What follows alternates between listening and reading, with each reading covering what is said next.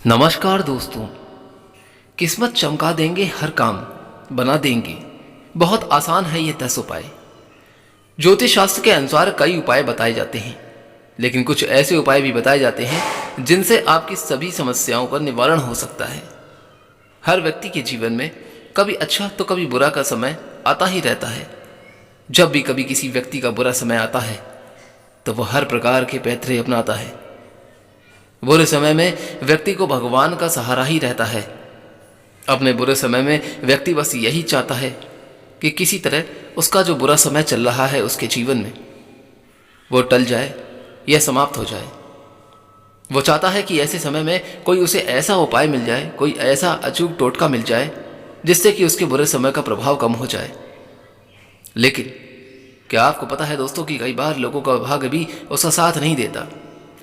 उनका भाग्य ऐसा ही रहता है जिससे कि उन्हें कई तरह की जीवन में अपनी समस्याओं का सामना करना पड़ता है, बहुत परेशानियां झेलनी पड़ती हैं। तो अगर आपका भी भाग्य अगर साथ नहीं दे रहा, कई बार अगर आप कोशिश कर चुके हैं जीवन में और हार गए हैं, तो जीवन में कुछ उपाय सच्चे मन से किए जाएं तो इनका सकारात्मक प्रभाव देखा जा सकता है। आज की इस वीडियो में दोस्तों हम आपको कुछ ऐसे छोटे और अचूक सरल उपाय बताने जा रहे हैं जिन्हें सच्चे मन से करने से कुछ ही दिनों में, बस थोड़े ही समय में आपका भाग्य आपका साथ देने लगेगा और आपका भाग्योदय हो जाएगा। ये उपाय इस प्रकार हैं, लेकिन उससे पहले हम आपसे अनुरोध करना चाहते हैं कि अगर अभी तक आपने इस वीडियो को लाइक नहीं किया तो प्लीज़ जल्दी से इस वीडियो को लाइक करके हमारे चैनल को सब्सक्राइब जरूर कर दीजिएगा, ताकि माँ लक्ष्मी का आशीर्वाद आप पर और आपके परिवार पर सदैव बना रहे। कमेंट बॉक्स में जय माँ लक्ष्मी लिखना बिल्कुल भी ना भूलें। जल्दी से एक बार जय माँ लक्ष्मी सच्चे मन से जरूर लिखें। नंबर 1, रोज सुबह उठकर अपनी हथेलियों को देखें। रोज सुबह जब आप उठे तो सबसे पहले दोनों हाथों की हथेलियों को कुछ क्षण तक आप देखते रहें। 3 से 4 बार उसे अपने चेहरे पर फेरें। धर्म ग्रंथों के अनुसार हथेली के ऊपरी भाग में माँ लक्ष्मी, बीच में माँ सरस्वती और नीचे के भाग में मणिबंध में भगवान विष्णु का स्थान होता है। इसलिए जो व्यक्ति रोज सुबह उठते ही अपनी हथेलियों को देखने से भाग्य चमक जाता है। सूर्य की आराधना नियमित तरीके से प्रतिदिन करें।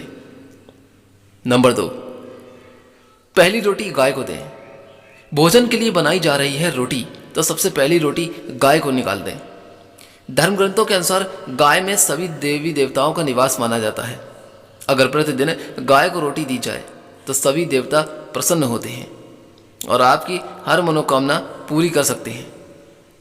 इसके अलावा दोस्तों प्रत्येक शुक्रवार को नियम से किसी भी भूखे को भोजन जरूर करा दें और रविवार के दिन आप गाय को गुड़ जरूर खिलाएं। ऐसा नियमित करने से अपनी अचल संपत्ति बनेगी या पैतृक संपत्ति आपको प्राप्त होगी। अगर संभव हो तो प्रातःकाल स्नान ध्यान के बाद निम्न मंत्र का जाप जरूर कर लें। ओम पद्मावती पदकुशी वज्र वज्रांशपुषी प्रतिब भवंती भवंती। नंबर 3, चींटियों को आटा डालें। अगर आप चाहते हैं दोस्तों कि आपकी किस्मत कम समय में चमक जाए तो रोज चींटियों का शक्कर मिला हुआ आटा जरूर डालें। ऐसा करने से आपके पाप कर्मों का क्षय होगा और पुण्य कर्म उदय होना शुरू हो जाएंगे। यही पुण्य कर्म आपकी मनोकामना पूर्ति में सबसे बड़े सहायक होंगे आपके जीवन में। इसके अलावा ज्योतिष शास्त्र के मुताबिक यदि आप प्रतिदिन पक्षियों को दाना डालते हैं तो इससे आपके जीवन में खुशहाली ही खुशहाली आती है और अशुभ ग्रह को जो प्रभाव होता है, नकारात्मक प्रभाव जो होता है, वो नहीं पड़ता। ऐसा करने से आपका मन भी शांत रहता है और आपका भाग्य आपके जीवन में साथ देना शुरू कर देता है। साथ ही स्नान के बाद भगवान के दर्शन भी करने चाहिए। इसके अलावा कुत्तों को खाना खिलाना, उन्हें दुलार देना जरूर सीख लें। यदि संभव हो सके तो घर में कुत्ता पाल लें और आप उनकी सेवा करें। इससे आपकी सोई हुई किस्मत तुरंत जाग जाएगी। नंबर 4, देवताओं को फूलों से सजाएं। दोस्तों घर में स्थापित देवी देवताओं को रोज फूलों से सजाना चाहिए।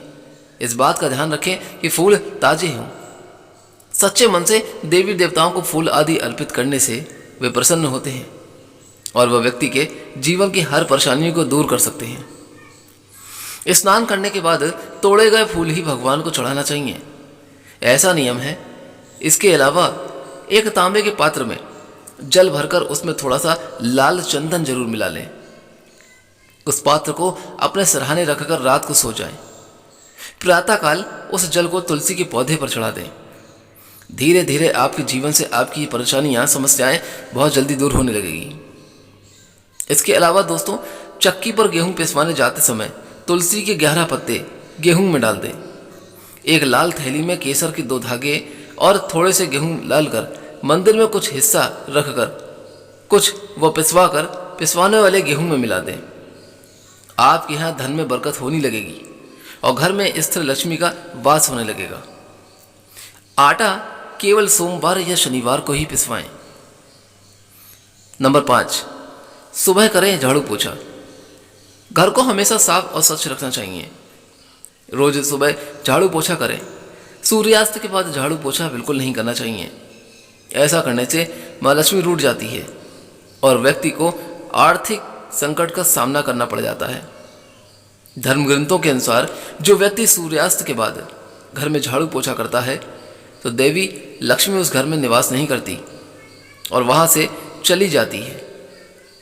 इसके अलावा घर के मुख्य द्वार के ऊपर भगवान गणेश का चित्र इस प्रकार लगाएं कि उनका मुख घर के अंदर की ओर रहे।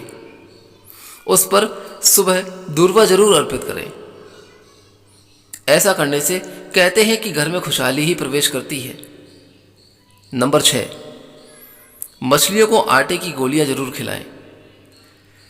अगर आप अपने आसपास कोई ऐसा तालाब, झील, नदी को ढूंढ लेते हैं जहां पर बहुत सी मछलियां आती हैं तो यहां जाकर रोज सुबह आप आटे की गोलियां मछली को खिलाएं। माँ लक्ष्मी को प्रसन्न करने का यह बहुत ही अचूक उपाय है और एक सरल भी। नियमित रूप से जो यह उपाय करता है व्यक्ति, कुछ ही दिनों में उसकी परेशानियां दूर होने लगती हैं, उसका भाग्य चमक जाता है, किस्मत उसका साथ देने लगती है। और इसके अलावा अपने घर, दुकान या शोरूम में एक अलंकारिक फव्वारा जरूर रखें।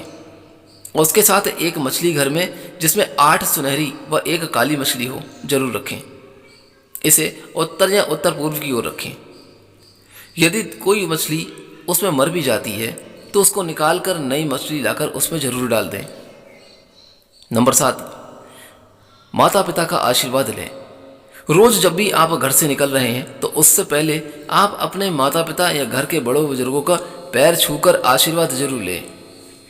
ऐसा करने से आपकी कुंडली में स्थित सभी विपरीत ग्रह आपके अनुकूल हो जाएंगे और शुभ फल प्रदान करने लगेंगे। माता पिता के आशीर्वाद से आप पर आने वाला संकट टल जाएगा और आपके बनते हुए काम बनते चले जाएंगे।